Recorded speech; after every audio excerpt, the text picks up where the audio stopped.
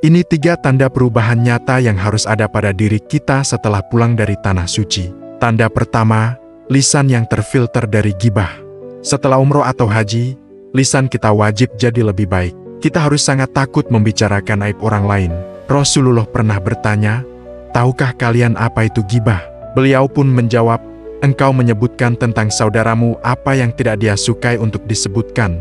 Ingatlah, ciri haji mabrur salah satunya adalah santun dalam bertutur kata. Jika tidak mampu berkata baik, Rasulullah berpesan, hendaklah ia berkata yang baik atau diam. Tanda kedua, rendah hati. Ibadah haji dan umroh mengajarkan kesetaraan total di hadapan Ka'bah.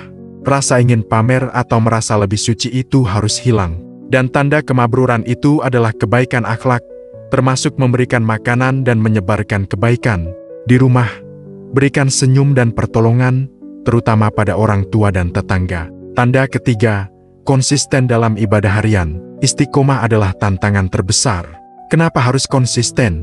Karena Rasulullah bersabda, amalan yang paling dicintai Allah adalah amalan yang dikerjakan secara terus-menerus meskipun sedikit. Ibadah harian harus menjadi rutinitas baru kita di rumah. Pertahankan semangat Tanah Suci di rumah kita. Semoga Allah menjadikan kita semua termasuk hambanya yang istiqomah.